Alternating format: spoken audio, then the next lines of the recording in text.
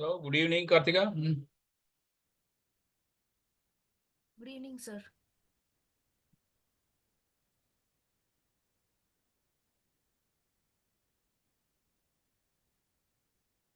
I'll just ask them to stream.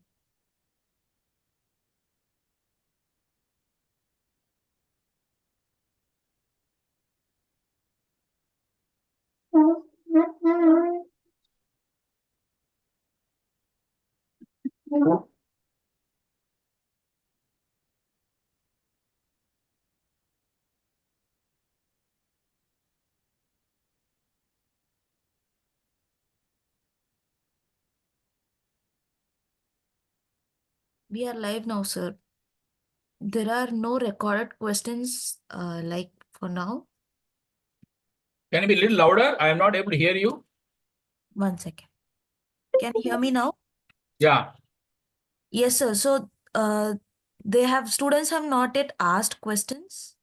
Oh, okay. Okay. Yeah. So I asked them to start it a couple of minutes earlier. So still students are yet to join. And there aren't any questions as of now. Okay, maybe you wait for a couple of minutes probably, and Yes, we can do that. sure.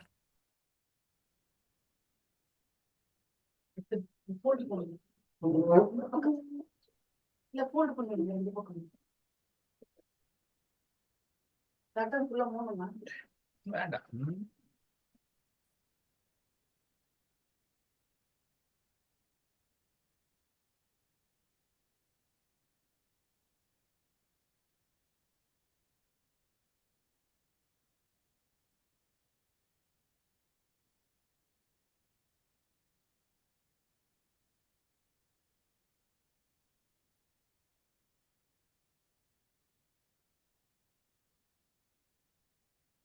Yeah, it may be possible. I don't know what are the portions we covered. Do you have any idea about it? What are the topics we covered?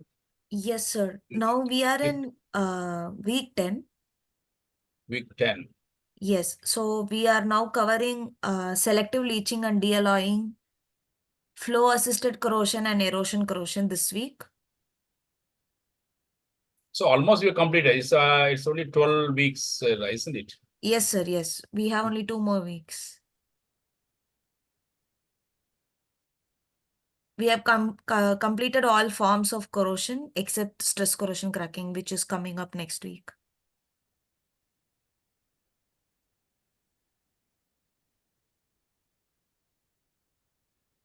Good to see that.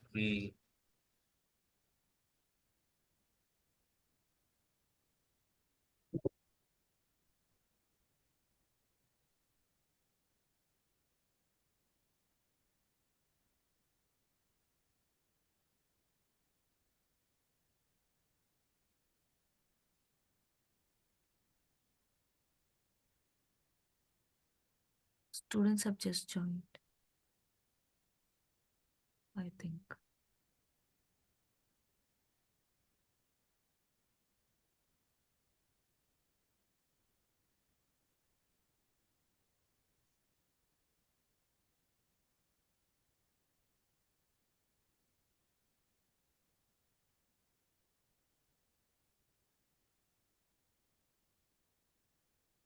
On this.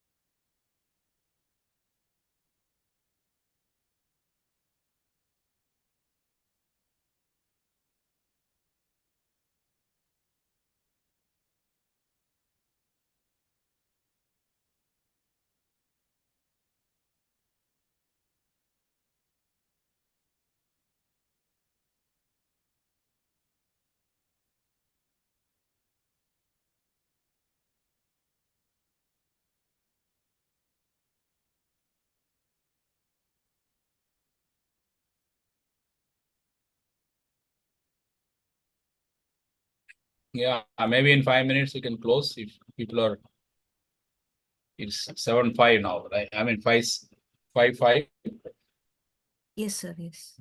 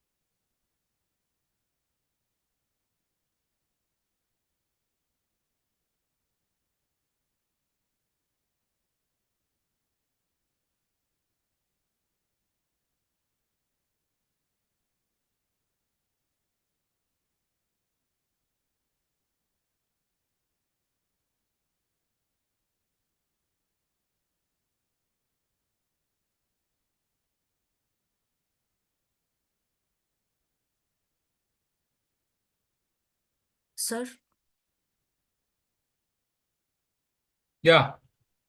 Ishika Khatri has asked any reference to know the compatibility of material with specific concentration of chemical. I think she's asking about chemical composition of the material. Can you read out the question? Any reference to know the compatibility of material with specific concentrations of chemical. Yeah. First of all, yeah, it's thanks for asking the question. See, primarily, when you talk about compatibility, you have to look at what is the likely form of failure that can happen, right? There are handbooks available which talks about a range of environments.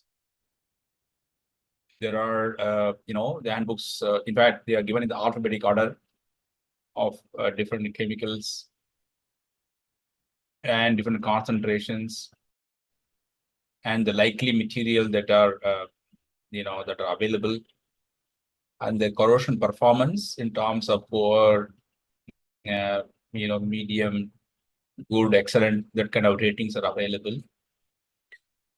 Most of these are related to uniform corrosion. But if you are looking at the other forms of corrosion, like stress corrosion, cracking, okay, or erosion corrosion, such things, or maybe even you talk about sensitization, then I don't think you will have a comprehensive database which are publicly available, actually. Okay. But it may be possible for you to figure out what kind of materials can work, provided your questions are very sharpened, specific. For example, you say that you have water, the water has this much amount of chlorides, and the water has this amount of oxygen present, the water conductivity is this much, this is a temperature, this is a pressure. Probably there are some data available. Sometimes even the companies who manufacture these materials, alloys, may themselves have the data for usage. Okay. So coming to this, yeah, there are handbooks mostly for the uniform corrosion for various kinds of chemicals are available. Thank you. Are there any other questions?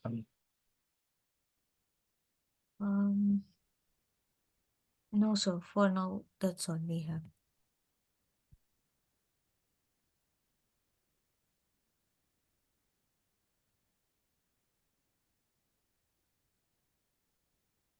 Sir, can you hear me?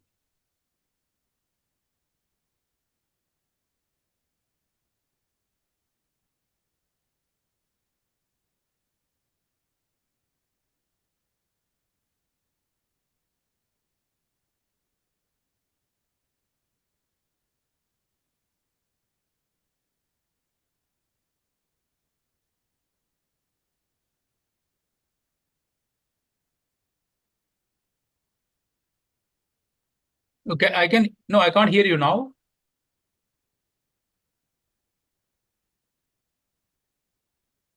Okay. Yeah, thank you. Yeah, maybe then we can close it. I think we make announcement. Please, if any of you are having any questions, we'll wait for another couple of minutes. By the time, please raise your question. Okay. If there are no questions, I think we'll assume that you do not have any question to ask. Then we'll end the session. Yeah. Now it is 5:15. We will wait till 5:17. Then if you get questions, of course, we keep going.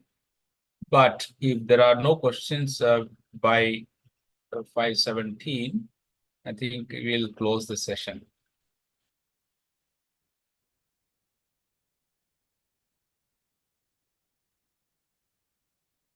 Ishika again asks, NACE curve for caustic materials, are we going to cover? Can you be a little louder, Kritika?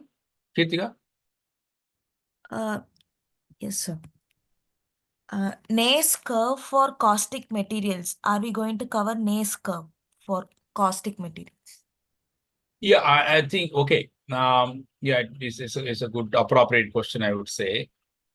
See, we will not be covering minute details about the application of materials and standards.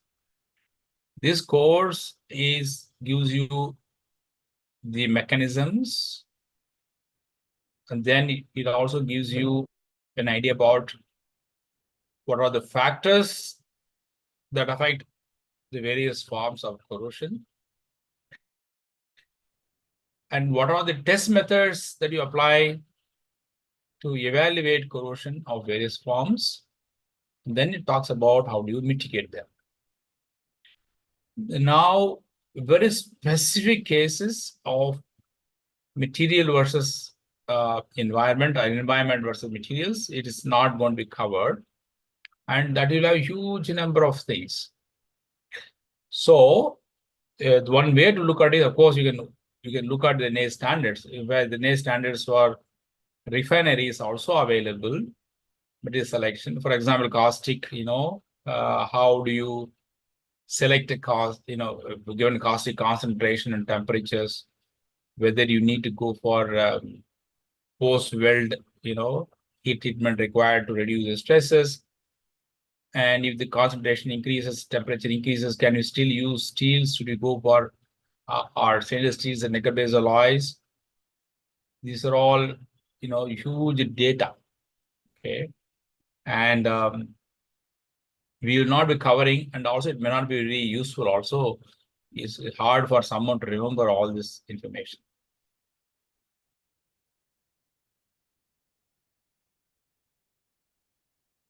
Thank you, sir. Thank you very much. Any other questions from audience who are participants who have joined?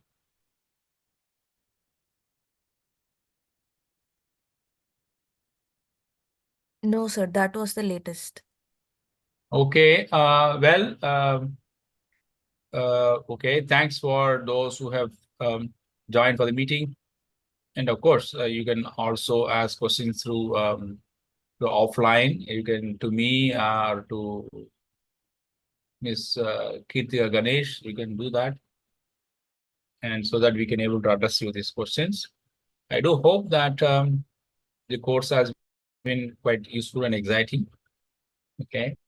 And thanks for again, enrolling and registering for the course. Yeah. Okay. Thank you very much. And wish you all, because this is the last, I think, NPTEL live session, I suppose. And so I wish you guys a very successful professional career related to corrosion control. Thank you very much. And Kritika, we can close down the meeting. Yeah. Yes, sir. I have informed them. Thank you. Thank you, sir. Thank you very much, Kritika. Thank you, sir. Bye then.